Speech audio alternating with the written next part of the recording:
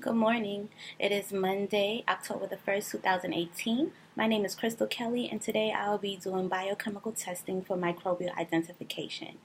Now, for this experiment, what I have here are my testing tools from prior experiments, the E. coli and S. epidermis. Then I have two blank S. epidermis and E. coli MRVP broths. I have a dropper here. You also need your tea light candle and a magic marker so you can label your blank tubes with the proper microbes that you're going to be growing in it. Now for the droppers, you also want to make sure that you sterilize them with alcohol before you do the transfer. Also, with the MRVP broths, you also want to sterilize the top with your tea candle, and you do that by just lighting the tea candle with your lighter and holding the bottle above it. Just like this, just to make sure that you do sterilize the top. That way, when you're doing your transfer, you don't want any unwanted microbes growing with your testing. So I've already completed this experiment, but I will explain what I've done. So with my prior samples, what I've done was I took my sterilized dropper, I took some samples here, I then transferred it to my new jar, and then also I placed 4 drops of each one in. And I did that for the E. coli and the S. epidermis. And after 48 hours, these are what my testing tubes look like. So for going on into the experiment, what I did was I labeled 4 testing tubes here, which I'm going to show you guys. 2 testing tubes were labeled E. coli, and 2 testing tubes were S. epidermis. I also had my bag with my reagents in here. So I had methyl red, and then I had Barrett's A agent and Barrett's B agent. Now, after 48 hours, I did transfer at least half the tubes, making sure there was an equal amount in each of the testing tubes.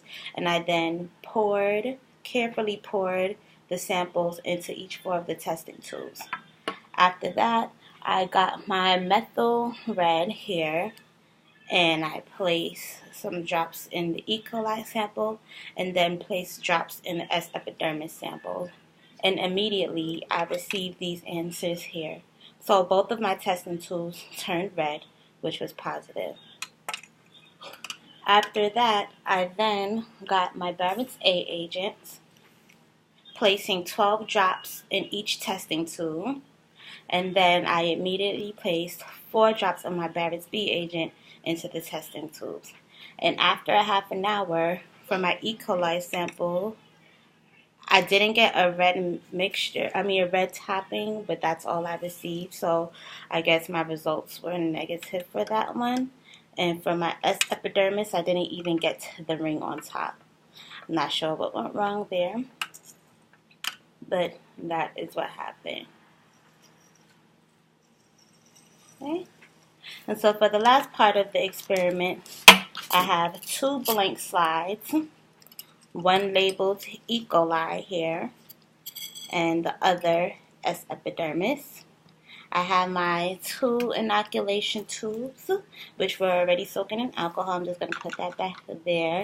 And I also have my dropper, which was soaking in alcohol as well. Now I'm going to go ahead and take my broths, my MRVP broths, and complete the last part of the sample on video for you guys.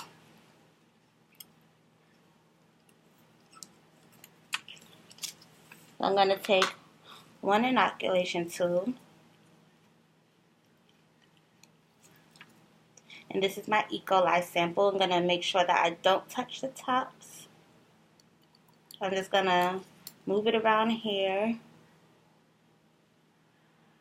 take this out, and place this onto my slide. I'm going to see if you guys can see it here. I'm going to smear it around. I'm going to dispose of that. Close this one up. I'm also going to take my second inoculation tube, so I could do the same thing with the S. epidermis. I'm going to be careful to not touch the top of the tubes. I'm going to get some samples here of the epidermis. And I'm also going to place that onto my blank slides within the dime size loop. I'm just having some trouble getting that out of there. Okay, there we go. I'm going to cover that up. I am now going to take my dropper here. I'm going to get my hydrogen peroxide, open it, and I'm just going to place 1 drop of hydrogen peroxide onto each sample. And I should see the formation of bubbles that will confirm that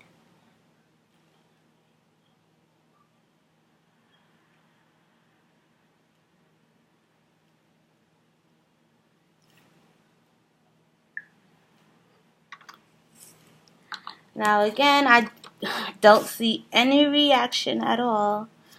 So something may have went wrong in the experiment. Okay. And that concludes my biochemical testing for microbial identification. Thank you guys for watching.